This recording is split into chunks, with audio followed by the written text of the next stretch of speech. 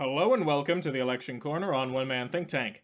I'm out of my normal place of work today, so I can't record to you my normal video, but I do have a little bit of a analysis for you on the 2022 Senate election, because I want to get all of those out of the way before, 2022 actually rolls around, so I've kind of front-loaded my 2022 work for 2021.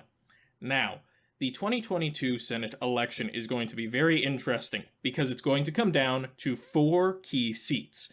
You see, unlike most other Senate elections we've seen where it's been across the board, Republicans could really possibly gain up here, like, what if they take the Southwest or go into the Northeast, or Democrats, what if they start really taking the heartland or reclaiming the South.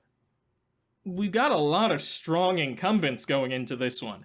And for the most part, Democrats are feeling really strong about holding these seats right here on the West Coast, the East Coast, and of course Illinois, obviously, while Republicans are feeling really good about their heartland seats, Alaska, and most of their vulnerable southern seats do have strong candidates. You've got Rand Paul in Kentucky, you've got Marco Rubio in Florida, and you do have Chuck Grassley in Iowa for the Midwest.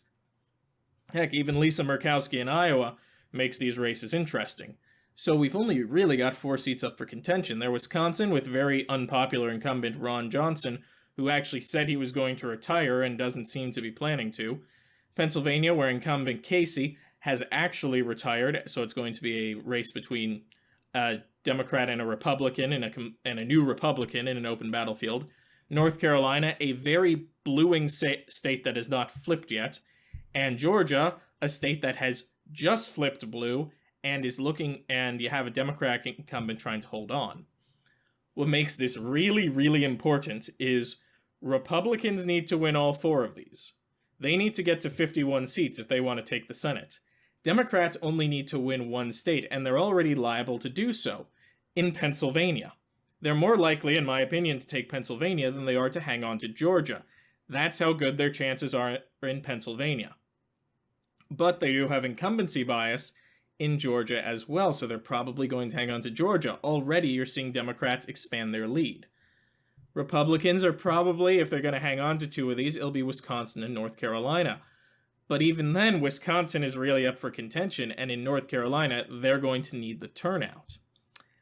And the main thing this is going to test, especially in these 4 seats, is, well, not even test, it's going to answer the question, have suburban whites completely left the GOP? If the answer is yes, blue, blue. These states all represent states where suburban white votes are going to be the kingmaker. If the answer is yes, Democrats are going to have a very nice sweep in these states. If the answer is no, Democrats, like I said, probably feeling a bit good about Pennsylvania, but we could see Republicans possibly retake Georgia, for example. Maybe they take Pennsylvania, but I'm feeling mostly like they're feeling good about those 3 states. So that's the question we're going to have answered for us. Does the GOP have a chance in the future? Because also, if the Democrats sweep these 3 seats, they're hanging on to the House of Representatives.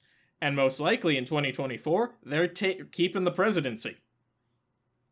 This one little test of 4 states in a very, very tight Senate race is going to decide, for lack of a better term, the fate of the Republican Party.